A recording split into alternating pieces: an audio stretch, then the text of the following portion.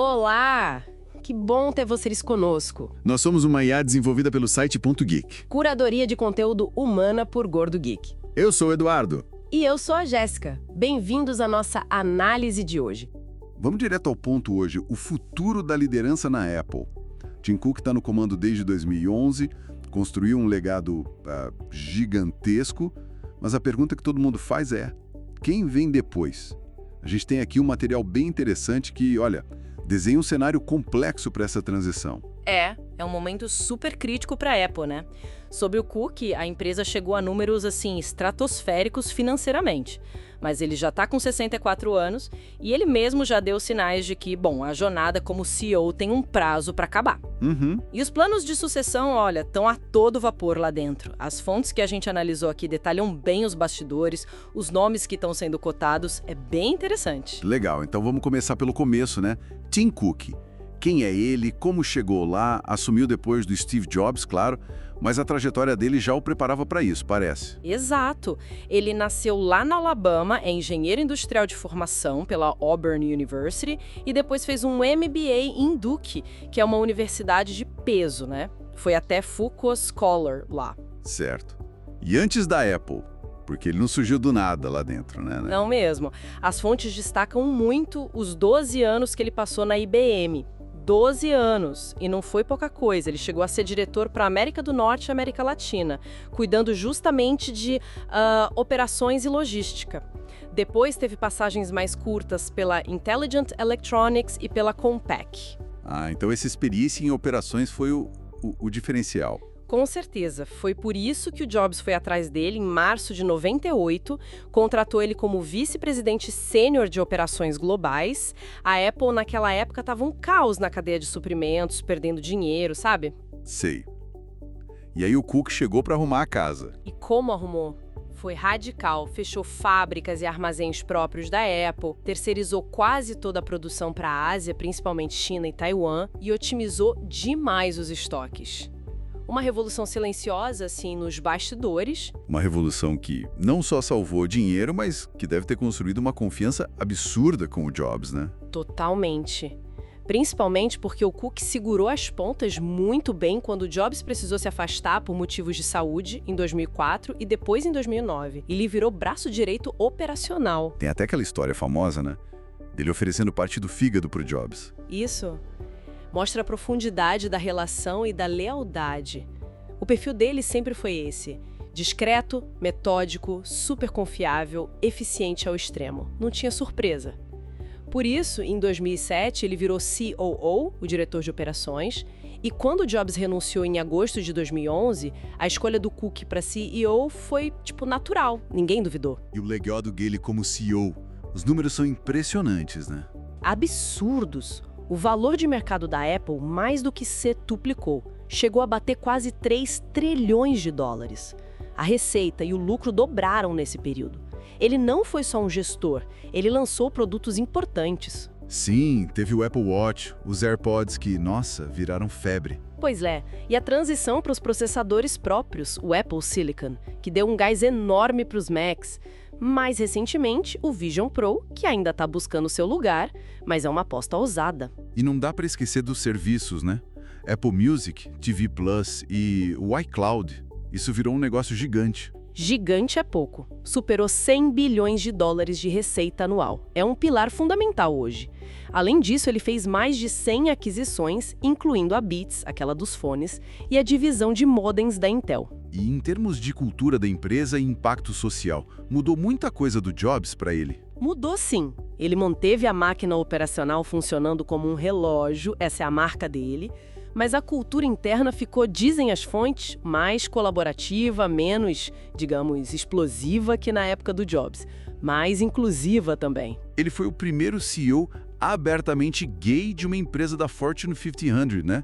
Isso tem um peso. Exatamente. E ele trouxe um foco muito forte em diversidade, privacidade de dados, que virou uma bandeira da Apple, e sustentabilidade. Tem aquela meta ambiciosa de ser carbono zero até 2030 em toda a cadeia. E mostrou resiliência em crises como a pandemia e as tensões comerciais entre Estados Unidos e China. Mas claro, nem tudo são elogios. Quais as principais críticas que as fontes apontam? A principal, e que sempre volta, é sobre inovação. A crítica é que, desde o iPhone, não houve um produto com o mesmo impacto disruptivo. As inovações foram mais incrementais, melhorias, sabe? Tipo, refinar o que já existe em vez de criar algo totalmente novo. E isso. Outro ponto é o atraso em inteligência artificial generativa. A concorrência avançou muito mais rápido e a Siri, que era para ser a resposta da Apple, ficou para trás.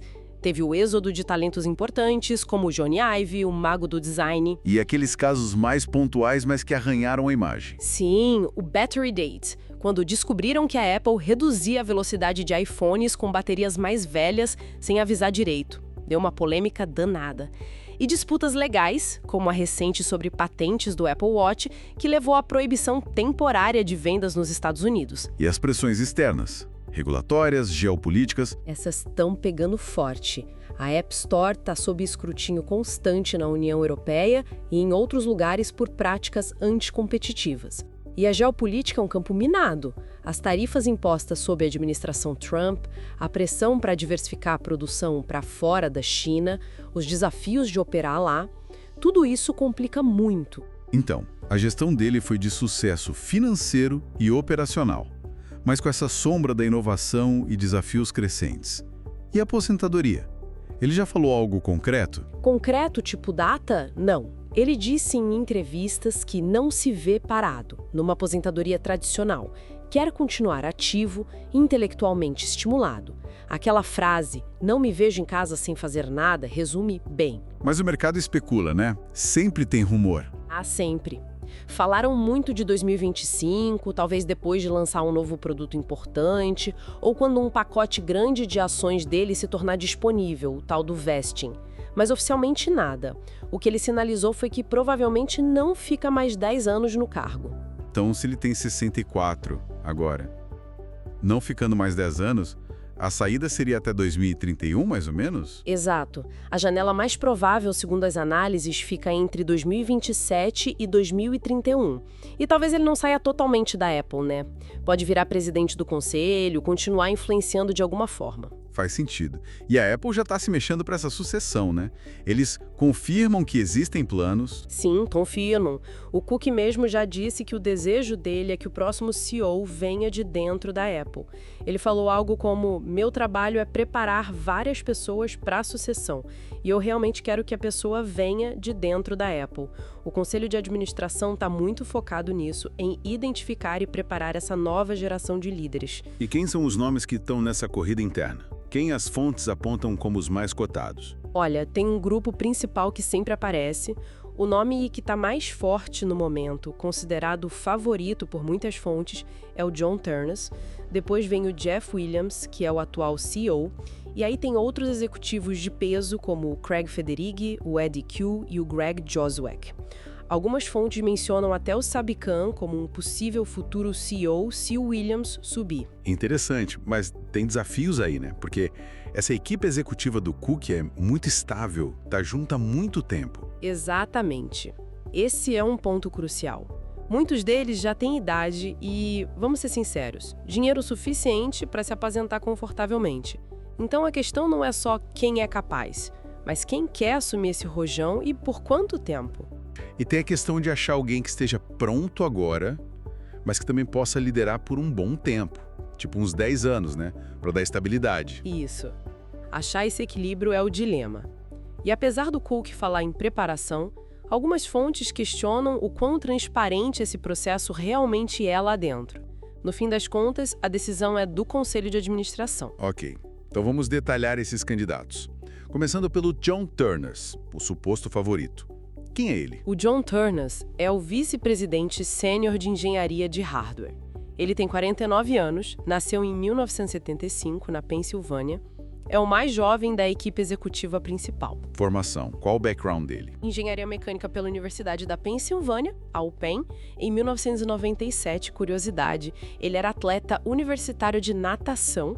Antes da Apple, trabalhou numa empresa chamada Virtual Research Systems, desenvolvendo aqueles óculos de realidade virtual, os HMDs.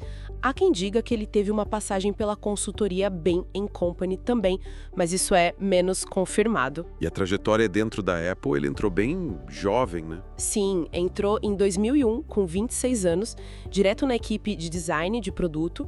Dizem que trabalhou no desenvolvimento do iPod original lá no comecinho. Depois, ele foi subindo, supervisionou monitores externos, depois a linha de iPods, iPads, AirPods. Bastante coisa importante passou pela mão dele, então. Muita. Em 2013, virou vice-presidente de engenharia de hardware. Em 2020, assumiu também o hardware do iPhone e em 2022 o do Apple Watch. Foi promovido a vice-presidente sênior SVP em 2021 e hoje lidera todas as equipes de engenharia de hardware da Apple. É o cara do hardware. E o que destacam como grandes conquistas dele? A principal, sem dúvida, foi liderar a transição dos Macs para o Apple Silicon, os chips próprios da Apple.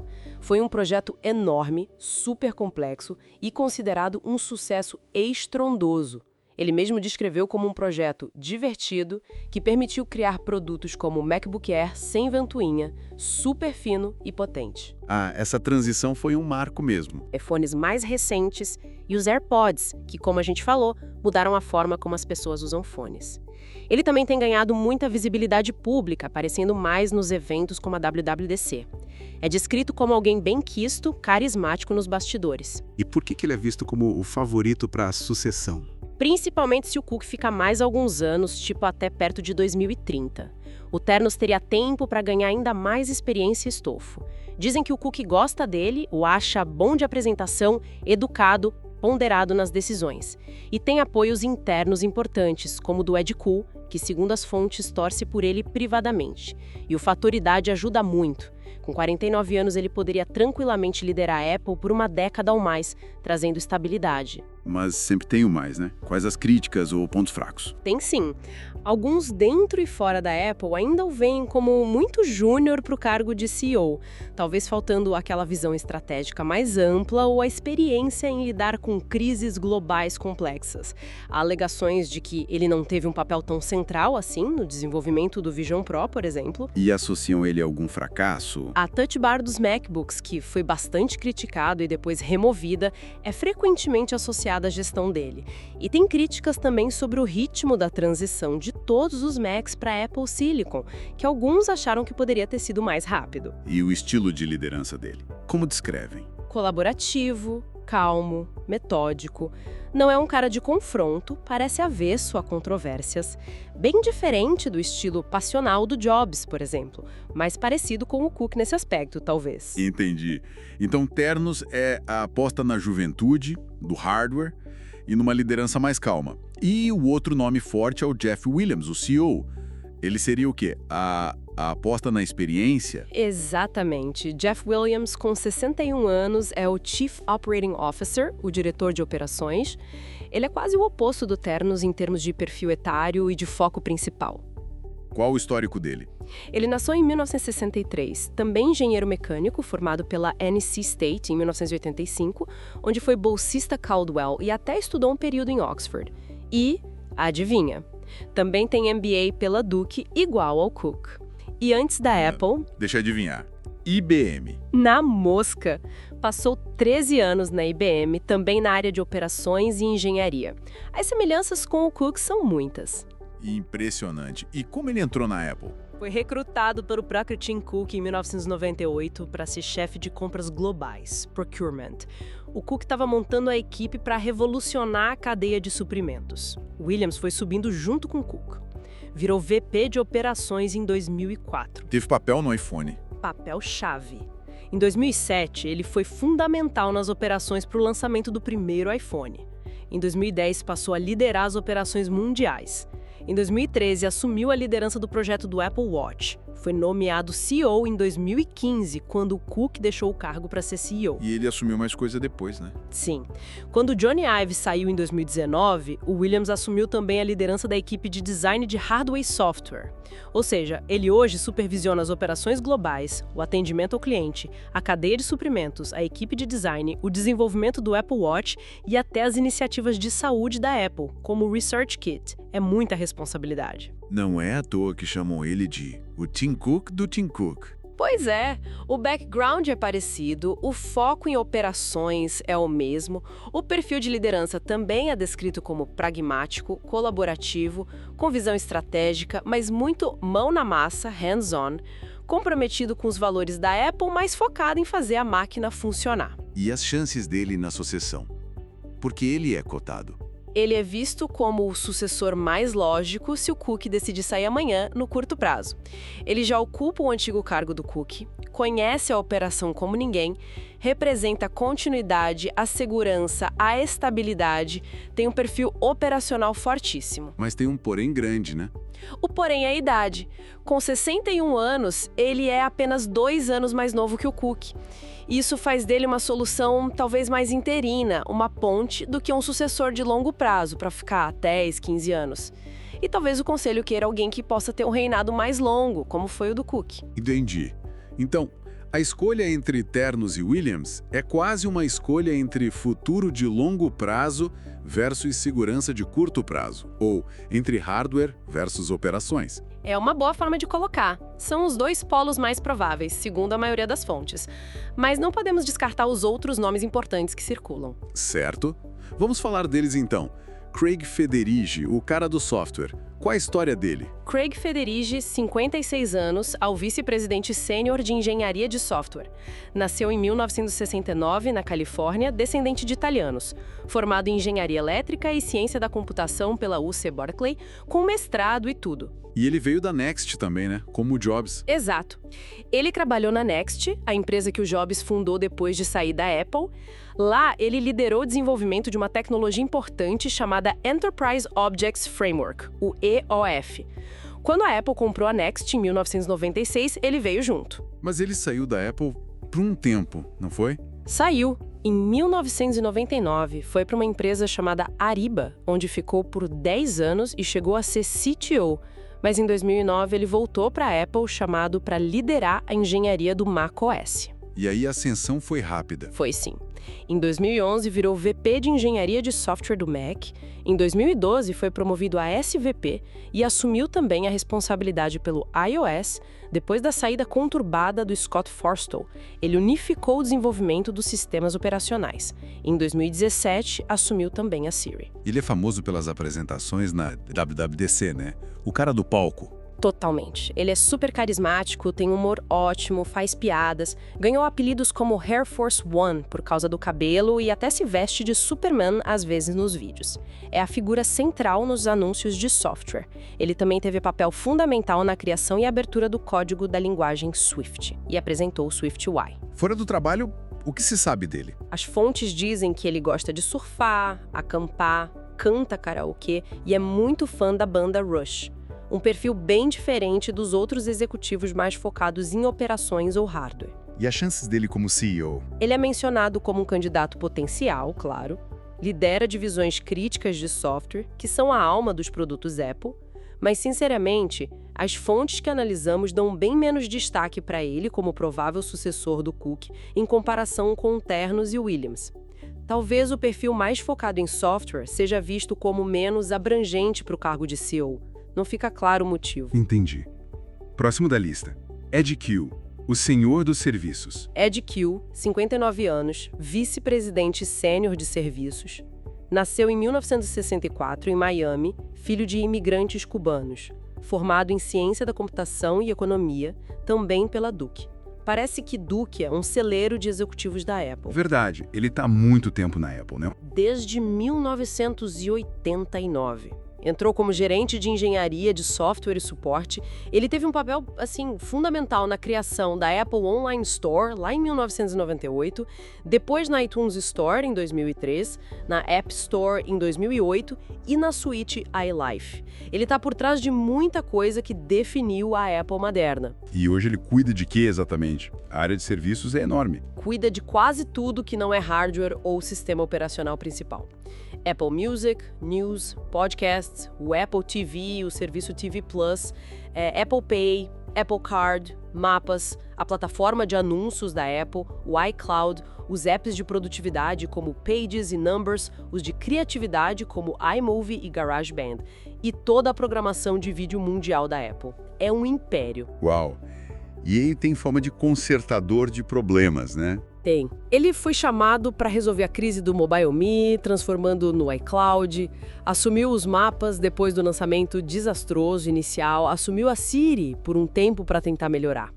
Ele é conhecido por ser pragmático, direto ao ponto. Tem uma frase famosa atribuída a ele depois de um erro: nós realmente fichesto. Bem direto mesmo. E o estilo de liderança? Dizem que ele gosta de conversas rápidas, decisões ágeis, segue muito a filosofia do Jobs de dizer não a quase tudo para manter o foco. É um negociador duro também, essencial para fechar acordos de conteúdo para os serviços. E as chances dele na sucessão? É um veterano super influente, um dos pilares do crescimento recente da Apple por causa dos serviços. Então o nome dele aparece sim como candidato potencial. Mas, de novo, as fontes não o colocam entre os favoritos principais para o cargo de CEO. Talvez o foco muito específico em serviços seja um fator, ou talvez a idade, já perto dos 60. Pode ser. E por último, Greg Joswiak, o cara do marketing. Greg Joswiak, ou Joss, como é conhecido, 60 anos, vice-presidente sênior de marketing mundial. Nasceu em 1963, formado em engenharia da computação pela Universidade de Michigan em 1986. Olha só, um engenheiro no marketing. Interessante. E ele também está há muito tempo na Apple. Há mais tempo que quase todos. Ele foi recrutado pela Apple direto da faculdade, em 1986. Começou no suporte técnico do Mac. Começou no suporte. E virou chefe de marketing. Pois é, ascensão rápida. Passou por gerente de suporte, líder de comunicação com desenvolvedores e aí mudou para o marketing de produto. Liderou o marketing do PowerBook em 1997, depois de todo o hardware. Virou VP de marketing de produto por muitos anos, trabalhando lado a lado com o Phil Schiller. Quando Schiller deixou o cargo de SVP de marketing em 2020 para virar Apple Fellow, o Joss assumiu. E quais as contribuições dele? Ele teve um papel fundamental no desenvolvimento e lançamento do iPod original e do iPhone original.